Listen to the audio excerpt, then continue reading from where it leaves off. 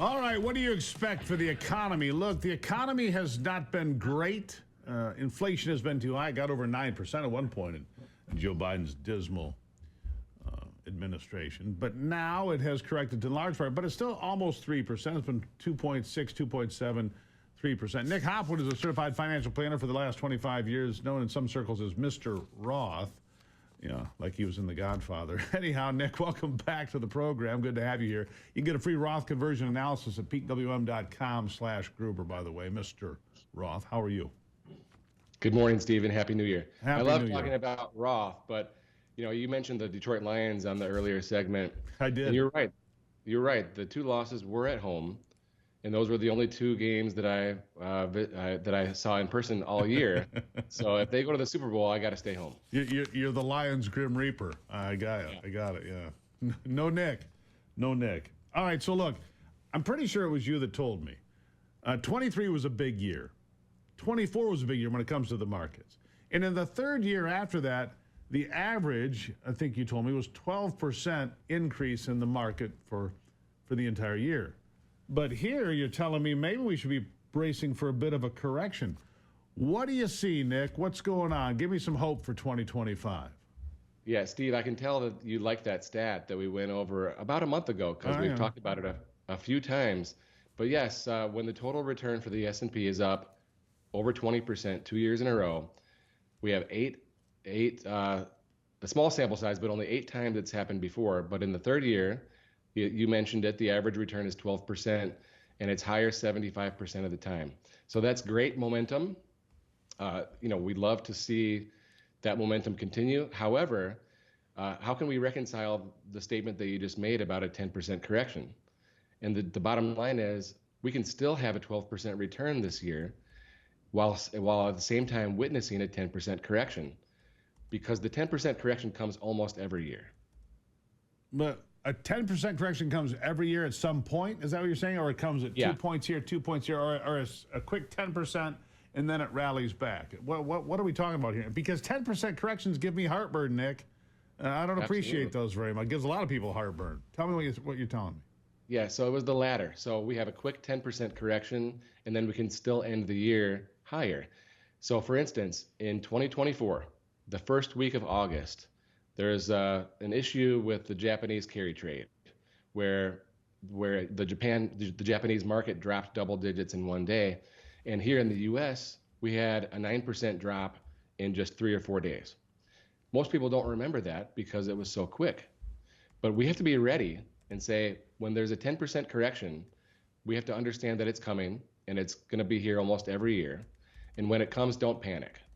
So for all of us who are fully invested, don't panic. Trust the plan.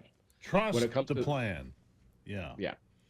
When it comes to those of us who are retired, who are accumulating and who have cash on the sidelines, and who want to be opportunistic, when you see that 10% correction, you have to be ready and you have to take action, and that's a great buying point in most cases.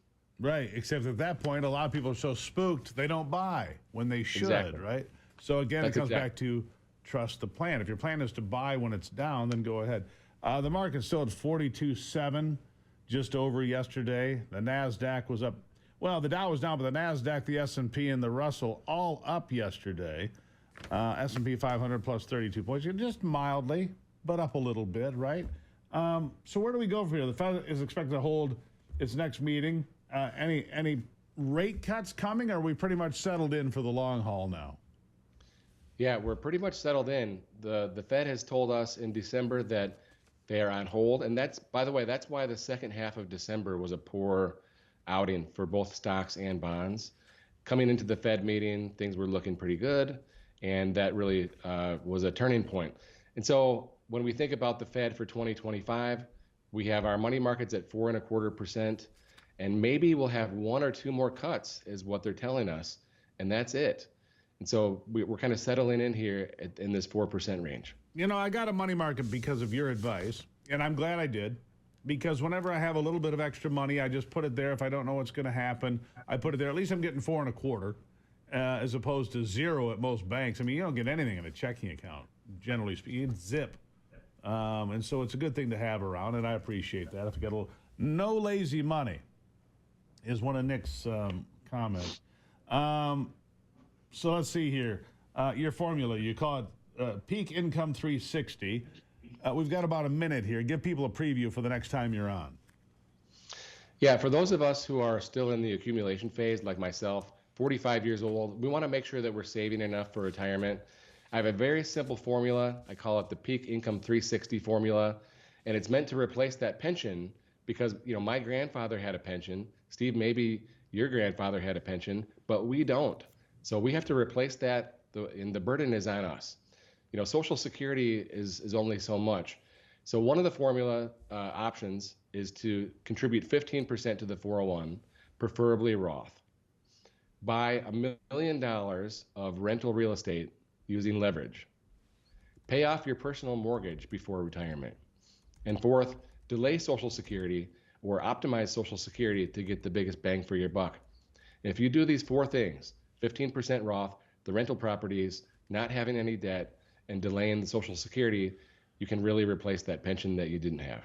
There you go. The whole point is to be planning ahead. You need to plan ahead. Increase your income, save as much as you can, make sure you're ready for whatever comes around the corner, have an emergency fund, all of these things. Nick, I'll give you the last word. Well, here's a public service announcement for 2025 with your 401k. A lot of people tell us, hey, I'm maxing out, but really, they're only contributing enough to get the match. There is a big difference between the max and the match. And the max this year is $23,500 or $31,000 if you're over the catch-up age. So you can put in more money. Keep that in mind. PeakWM.com/Gruber. You can talk to Nick. Get that second opinion. PeakWM.com. You can have that nice fella talk to you and tell you what he thinks about what you're doing. Nick, Happy New Year. Thank you for being here. Thank you, Steve. And I'm not even sure you should watch the Lions games. I'm just throwing that out there. All right. Thanks, Nick.